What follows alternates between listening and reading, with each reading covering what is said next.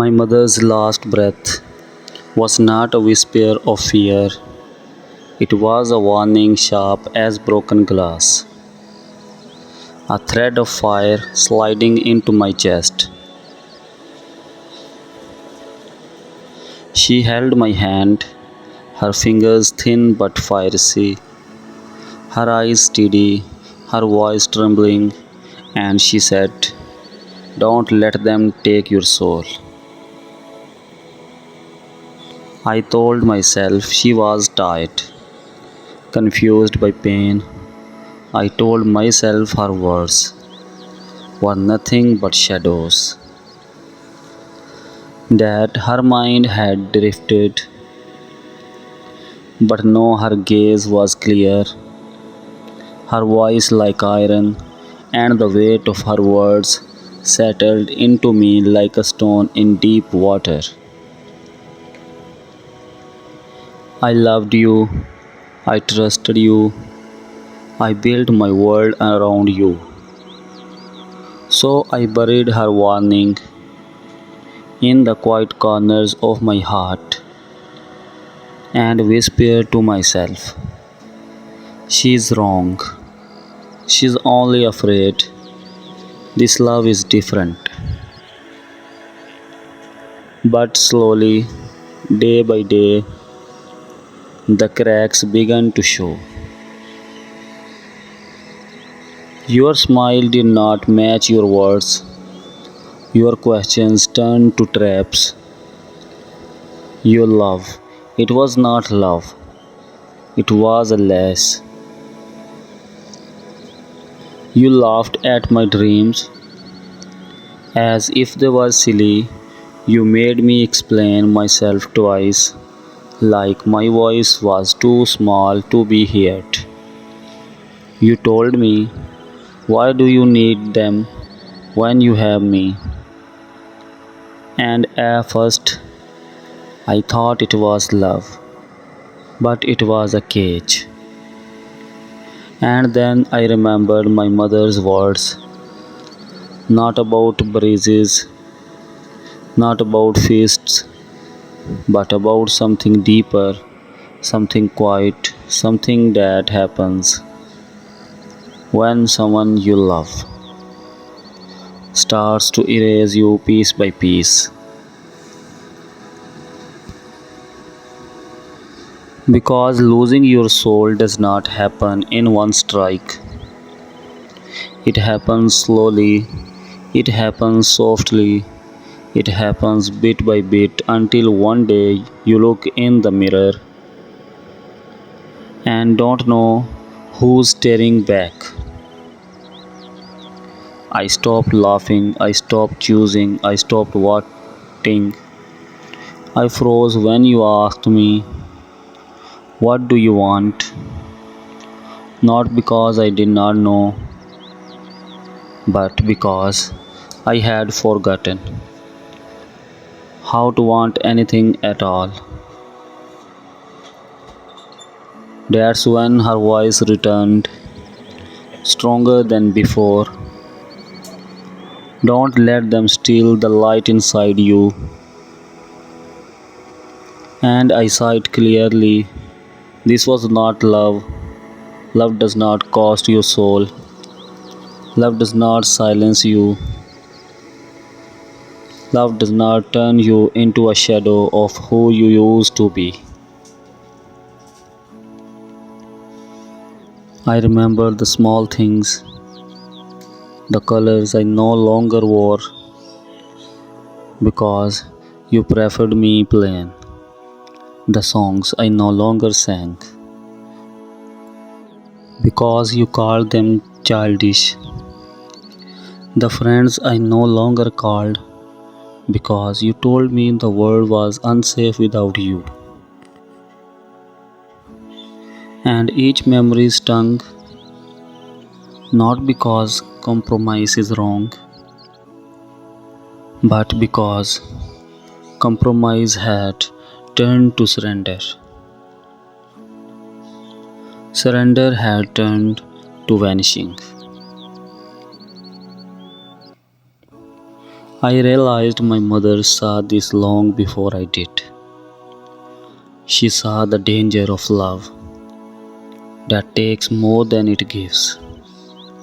A love that swallows your voice, your identity, your fire, and her last breath carried that truth into my heart like a final gift.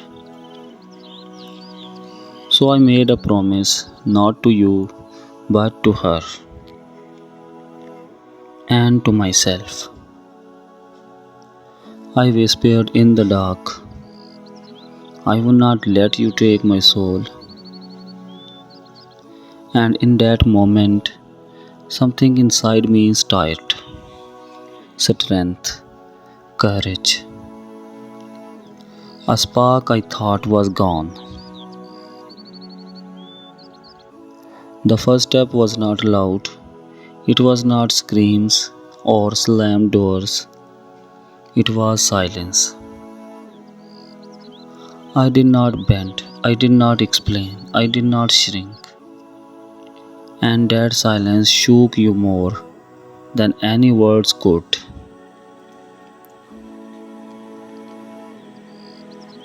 Because when someone who always bends finally stands straight, the balance breaks. I saw the confusion in your eyes. You did not understand where the softness had gone. But, baby, it was not softness, it was piece of me you had been taking without even noticing.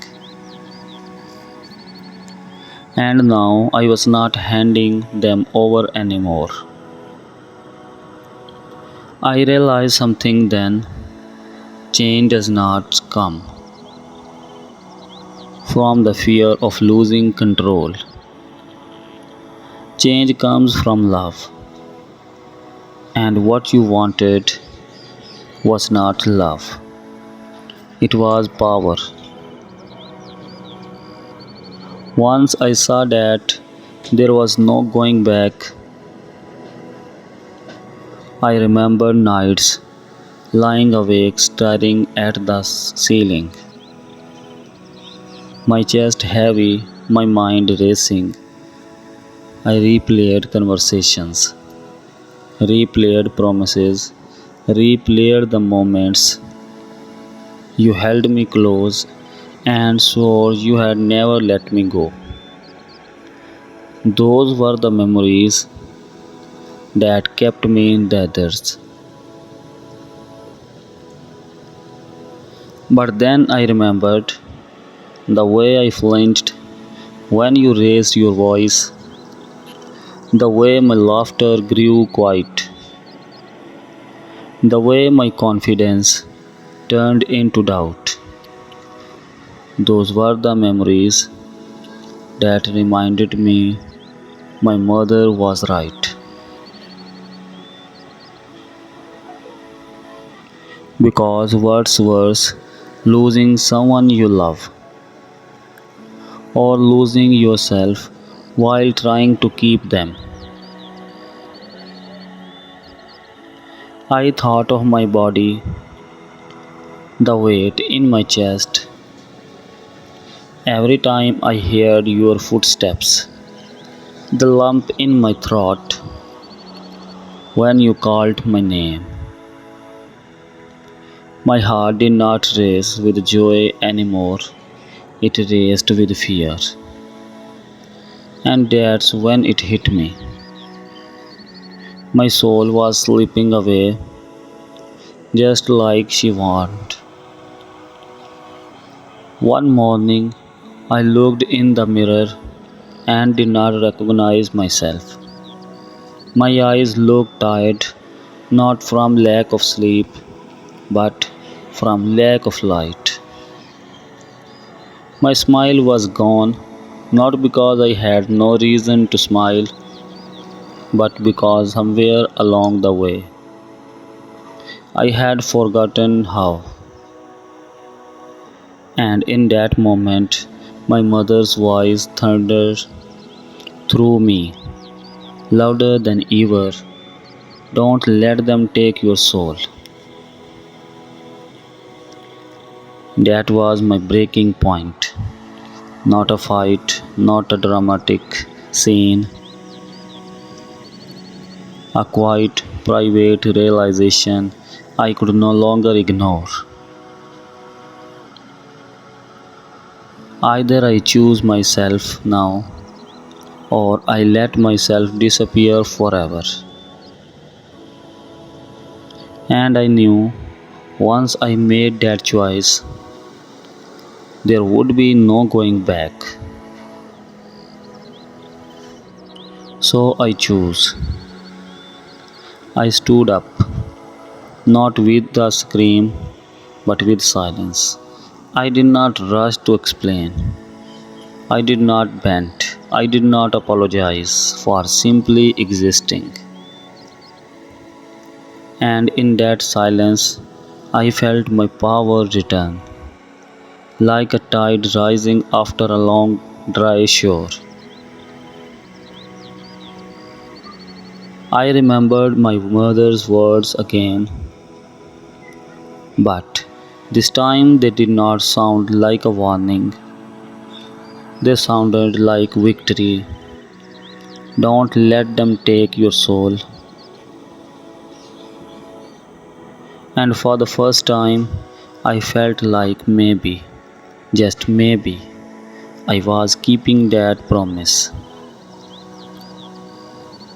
I will not fade. I will not break.